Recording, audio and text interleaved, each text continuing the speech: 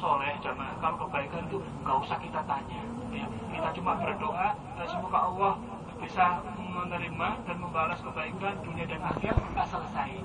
Tapi yang namanya kejelekan, nah, kesalahan ibadah ini yang perlu kita teliti, ya, yang perlu kita jeli. Kalau kebaikan atau kebenaran nggak usah kita korek-korek, nah, tapi kesalahannya ini yang harus kita waspadai, harus kita hati-hati biar apa? Tidak terjerumus. Makanya kata seorang syair, aku araftu syarrana li syarri walakin litawaqi wa ma lam ya'riful khaira min asy-syarri yaqa'u fi.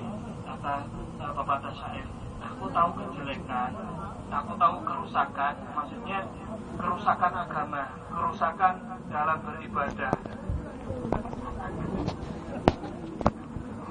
Kata syair, aku tahu kerusakan atau kejelekan dalam beribadah itu dalam rangka untuk menjauhi, ya, supaya aku bisa untuk meninggalkan, ya, bukan untuk dikerjakan. Karena barang siapa yang tidak mengetahui hal-hal yang salah, yang keliru, maka akan terjerumus, ya, akan masuk ke dalam. Karena itu kita harus ketahui hal-hal yang keliru, hal-hal yang salah di dalam ibadah sebelum kita mengerjakan ibadah tersebut. Biar apa? Ibadah kita benar-benar bisa cosplong, biar ibadah kita benar-benar sesuai dengan syariat, diterima di sisi Allah Subhanahu wa taala. Sudah capek, sudah lelah, keluar biaya lagi, akhirnya malah dapat dosa, waliyadzubillah. Contoh kecil seumpamanya haji. Haji kan capek itu, Pak. Capek uang, pada saat jual tanah bagian kaum muslimin bahkan utang lagi, sebab itu ibadahnya nggak karuan, nggak diterima, pulang malah dapat penuh. Seumpama ini contoh. Nah, demikian pula ibadah yang lain, gitu, ya. Sholat pun demikian, zakat pun demikian. Jadi di sana ada hal-hal yang perlu kita waspadai atau kita jauhi.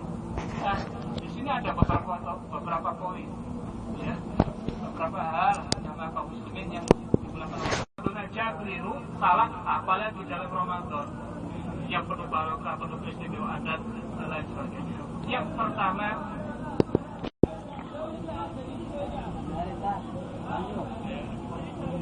menyibukkan, memang nggak ada ujung pangkalnya kalau di antara kesalahannya yaitu menyibukkan diri sama sekalian atau getol bahwa Ramadan ini memang banyak di antara kaum muslimin yang senang, ya, terpengaruh bahkan hanyut. Nah, gimana ungkapin saya ada begitu?